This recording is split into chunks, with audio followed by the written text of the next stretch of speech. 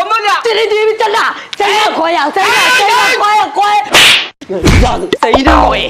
കഴിഞ്ഞോ കുഞ്ഞാപ്പോ തായ്ലൻഡിക്കൊക്കെ പോണേ കൊറേ പൈസ വേണം. ആ ഒറ്റയടിക്ക് ചെലവാക്കാൻ എന്റെ അടുത്ത് ഇല്ലാന്നാ പറയുന്നത്.